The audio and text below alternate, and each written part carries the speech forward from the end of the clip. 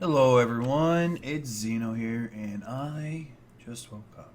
But I told you guys yesterday I would be making that first video of the full guide on this build. So let's discuss what this build is. For all of you who do not watch my live stream, this is my Scion, and she is a incinerator. But not only is she incinerator, she is chaos inoculation.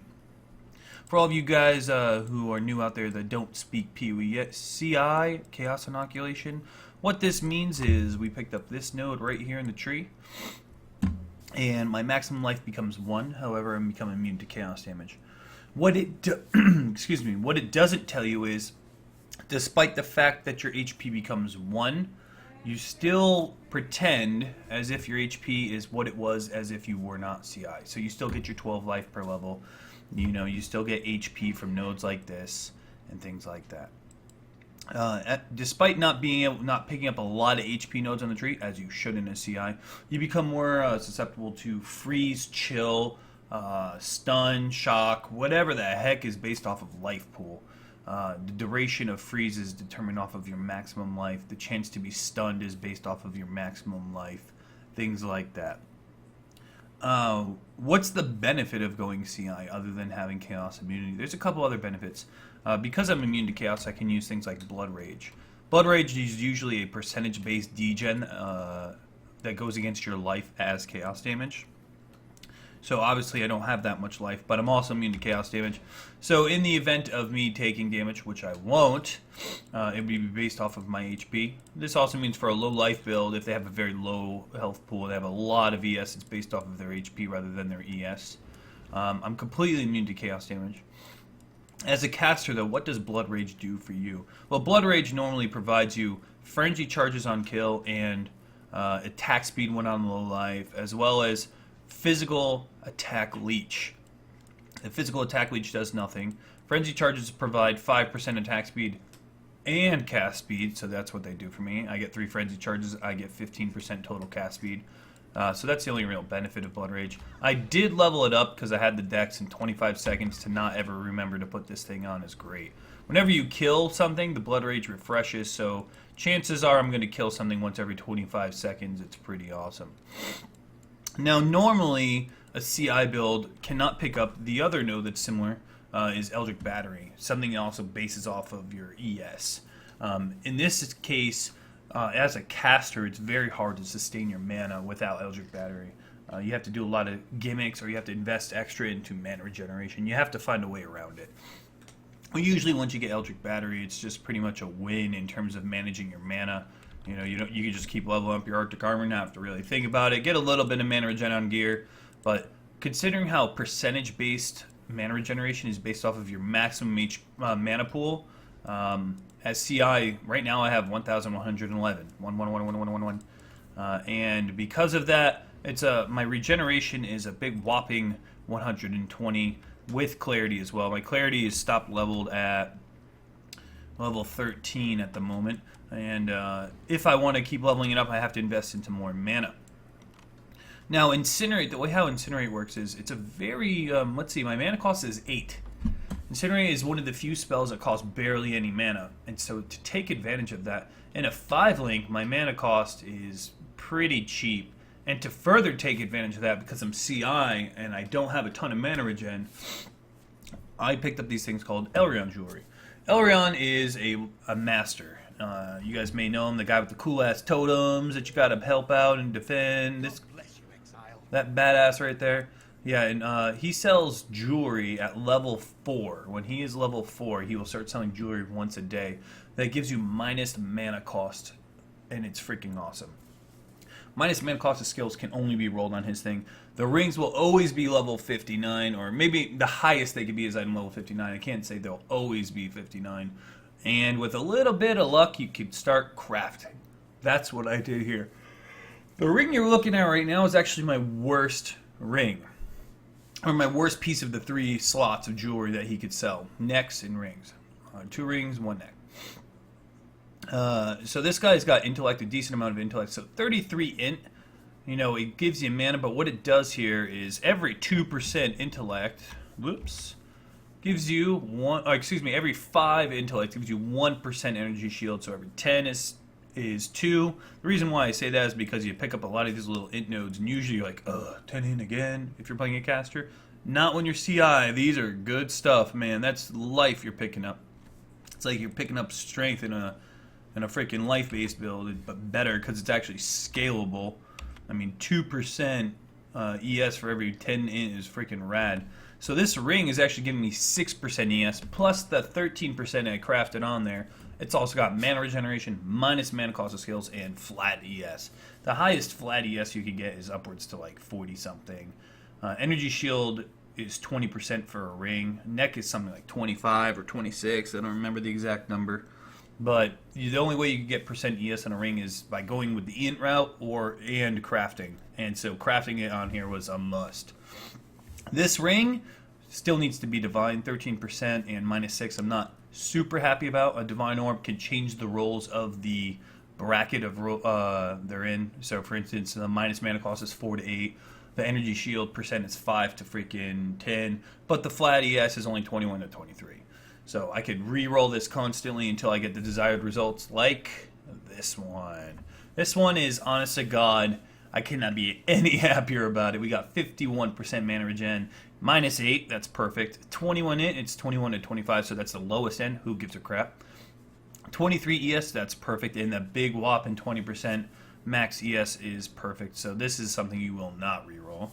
And then we got this one here, which I won't be re-rolling either. This is a dexterity. This is helping out with this guy and this guy. This takes care of all of the dex I need in this spec for my GMP. GMP requires 108 or 109, and I got way more than that, 141.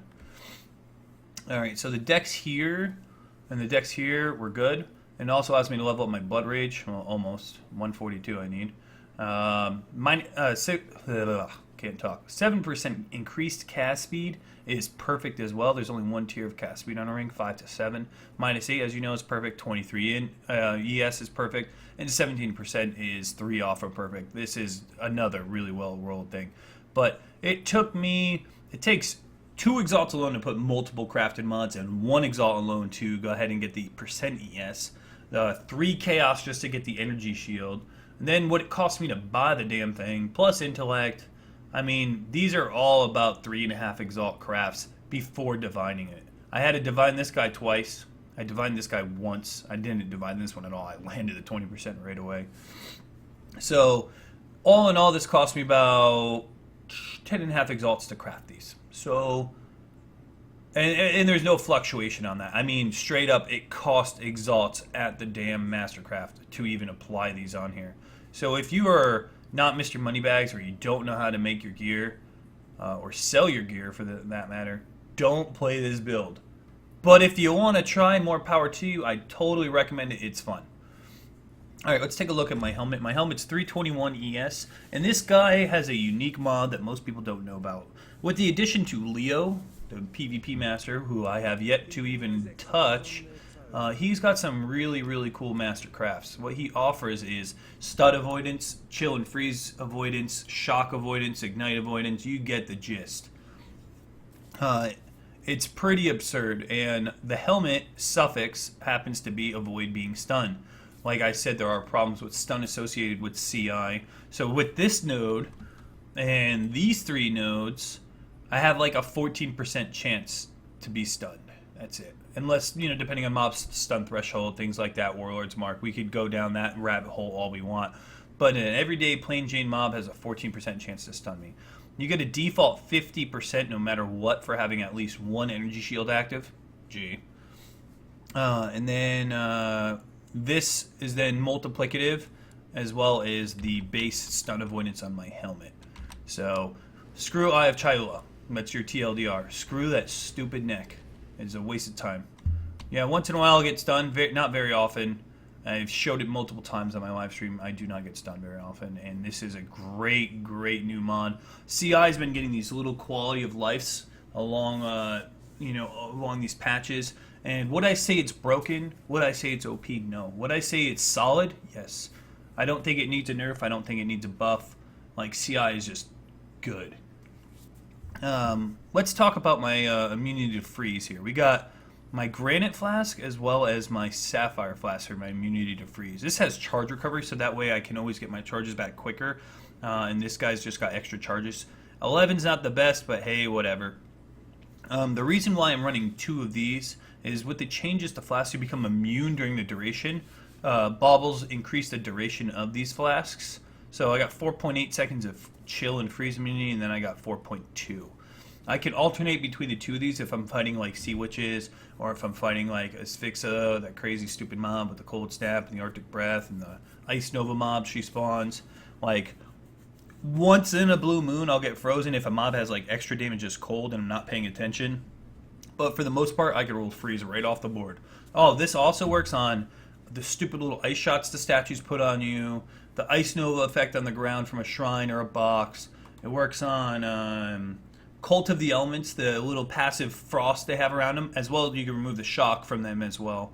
And also the chilled ground this also removes. It's awesome. You just walk right over chilled ground and not care. Same thing with shocking ground here. Alright, let's take a look at the rest of my gear. This is my worst piece of gear, but I need it for resistance. It's 135 ES gloves. You can get like upwards of 250 plus. So I'm not even like good with these gloves. I need to work out some resist, do the little resist swap. The reason why I'm stuck wearing these is because my chest, almost 700 ES chest, has a whopping 6. And I can't craft crap on there because of it. I could exalt this, but I'm not going to. I'm looking to replace it. I'm saving up for a 6 link with some resistance, with 750 ES. You get the gist. The big boy chest. Right now this is, I wouldn't really call it a placeholder because I've been wearing it since like level 68, but it's pretty damn awesome. When I do replace my chest, I can replace the gloves, so I'm locked into these right now, unless I get some absurd gloves with insane ES and tri-res. My belt is more of a stat stick than anything else. It's high resistance, a little bit of ES. You could get upwards of like 42, 43, and decent armor roll. And I needed this strength. I couldn't find a chain belt with these stats I wanted because resistances take up suffixes, strength takes up the suffix. So I just went with a heavy belt. I sucked it up so I can wear my boots. I had an armor ES pair of boots, and they only had like 111 ES, and I swapped over these 200 ones. Thanks, Noogie. Great move speed, decent res. Before my other ones didn't have res, and they did have strength, which obviously this doesn't have anymore on this base. My shield's a 450 ES shield with 41 in it, so that's another 8% increased ES globally. It's decent res, a little spell damage. I like it. It works. And then my wand. My wand is pretty good. I bought this from a guy named Power Weasel, and it's decent spell damage. Fire damage isn't really good considering 45% of my damage is fire. 55% is either chaos, lightning, or cold. The cast speed's a little low, that's alright. And the prod speed's nice.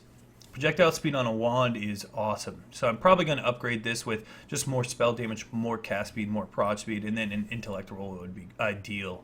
So that way I could scale my ES even more. So as you see here, my gear isn't really GG. I mean, this is okay. This is pretty good. This is awesome. These are GG. I'm never going to replace my jewelry.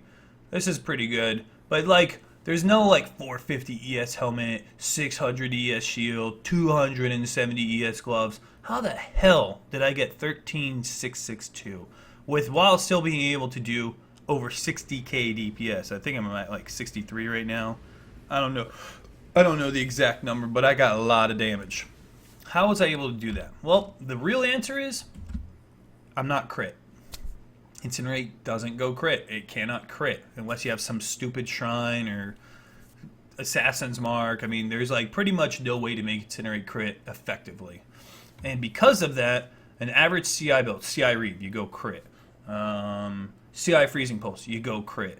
No matter what the spec, with the exception of maybe a totem build, maybe like Flame Totem CI, which you see once every never, you rather go low life, or CI Summoner, they don't go crit, but they have to get a lot of minion nodes. A CI Incinerator really doesn't have very much to put in terms of damage, so you get more ES nodes. That's what it came down to. So I got a little bit of damage here just by going down to get Valpak. The reason I got Valpak is because Life Leech with Incinerate is bad. You need to it's just a series of very small hits, so considering how Life Leech takes the highest damaging hit from one mob in a big pack, I wouldn't net very much ES back. So without pack, all of my damage is netting me Life Leech. And then, of course, you come up here. I cleared out the wheel. This is good for my discipline, so I can wear more clarity. There's a little cast speed there. We got cast speed here, a little damage here. I'm working into this now. I'm level 86. This will be 87. At 87, I'm going to pull out 1-2 and put it 1-2 here, so it's a little bit of just min-max flopping around, and then I'll put the next 2 points here. After that, I came up this way, and I went down to Ghost Reaver. I didn't get these yet. I came down this way, a little bit of elemental damage in. That's 4% increased ES. Crit does nothing. Mana, there's a big 18% node in here, a little 10 flat mana. That's actually really good for this spec. So that way I can run more auras. Cast speed dex, projectile speed, projectile damage. You're smart, you can figure out why. This was a filler node. Move speed dex, it's not the worst. Then it came up, got the ES, and then this beefy 2% increased ES because of the int. Mana regen, spell damage. And then we came over this way, cleared out all the ES, the stun avoidance, damage, and then we got a bunch of ES here we picked up as well as mana regen. So you could see right here in terms of damage, I got this right here is all damage. And that's it for this side of the tree. This right here is damage. We got damage here and here, a little bit here. Damage, and then here's some more damage right here. So really it's not like a crit build. If I was playing a crit build, you'd probably have assassination, or if I was playing a dagger build, I have all this crap, maybe even here. You got to get depth perception. Like, you got to invest a lot into damage. Or if you were playing a caster, you probably get these or these, depending on your spec. You got to get the power charges in either spec. If you're a wander, you got to come up and get all this crap. Like, Incinerate doesn't need much to be good. It's just good. It's such a free spell. It really is.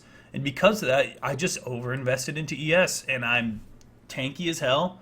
I can still clear maps efficiently. I've done 77, I've done 78 maps, no problem. And I'm just a meat shield. I didn't expect this much energy shield. I was like, my goal is to hit 12k. If I hit 12k, I'm going to be so happy. Meanwhile, I'm going to hit well over 14k here in just a little bit. I mean, this is pretty ridiculous. And my gear still could be upgraded. Like 750 I could get pretty easily. 250 plus, pretty easy. 450. That's pretty good for now. I might be able to get like 230 if I'm like really pushing it here. This could go as high as 600. I could get a chain belt with strength and double ES. I could get intellect on this. This could be 20% down here. Like, we still got some ways to go. And I don't know how far I'm going to go with this. You know, I'm just trying to upgrade gear as I go. When the exalts come in, I upgrade. I'm pretty damn happy with the spec. Let's take a look at the damage, though. I'll just do an everyday map. I'll just do a quick little, let's see, 72 or something.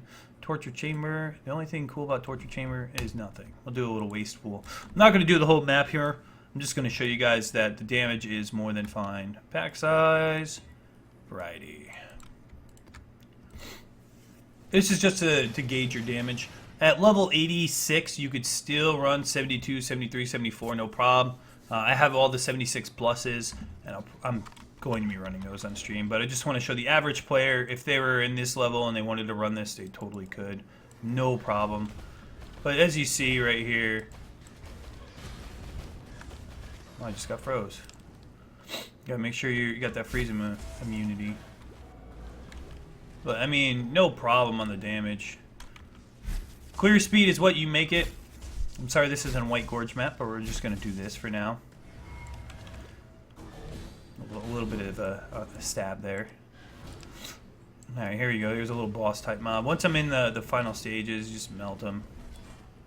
It was a little desynced. Once he came in the shotgun, he just got obliterated. These guys freeze you on hit, those little poo-poo shooters.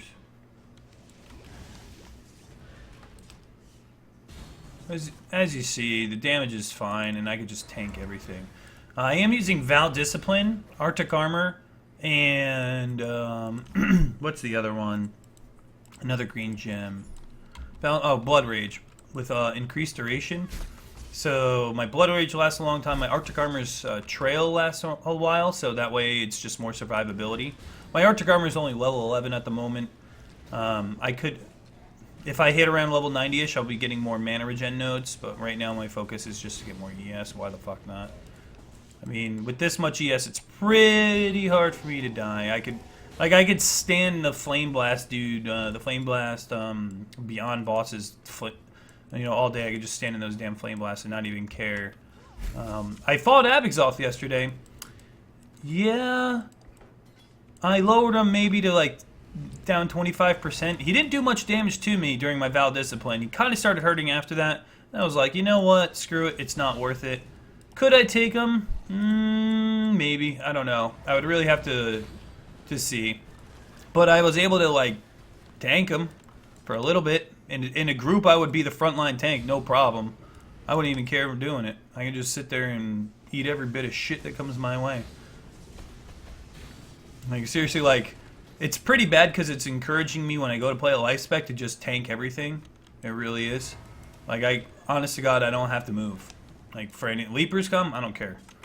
The lowest I've been in this spec is 4,000 ES, and it was like the perfect storm. I was in a bosses deal extra damage map, and I put Anarchy on it, and it had 2 exiles already, and then I got the extra 4 exiles, and I was fighting the what's her name? The person I was fighting. Oh, is this thing not even working? Oh, it is. It's the stupid little lightning tendrils. The person I was fighting was the chick who spams Rain of Arrows and Vulnerability. There's 19k ES for you guys. But yeah, the person I was fighting, I'm sorry for being scatterbrained here. She used the Rain of Arrows, and one of the things she uses is Val Rain of Arrows, and Val Rain of Arrows just locks you in place. It's like a bear trap, but worse. And it was the Flame Blast Exile that came up with her, and it was a boss damage map. So they did a lot of damage. She put a vulnerability on me, and that Flame Blast started charging up. I was like, oh my god, perfect storm. And there was a lot of damage there. If I was a life build, I would have been dead to rights. But I'm not. That was probably the scariest moment I had on this character, other than finding Abexoth twice. All in all, I'm pretty happy with this spec. I do enough damage to make me happy. If my clear speed's too slow for you, I'm sorry that I don't have super high clear speed to make you Craigasm everywhere, bro. But hopefully you enjoy the fact that this spec is really tanky. I still do 62k deeps. And if you look right here, if I type this for you, there you go. I've died 0 times. This is indeed Bloodlines. So that's all I really got. I'm level 86. I'm going to push this guy as far as I can. Hopefully next time you see a video, I'm like level 90 plus and not dead, throwing keyboards around. Yep. Anyways, if you have any questions, feel free to ask. I'm going to put a link to the build in the comment section, as well as a link to my live stream. If you found me through YouTube, you can go to my live stream. That's twitch.tv/ZenocideGenius. And also, you can check out my website, ZenocideGenius.com. That's all. Thank you.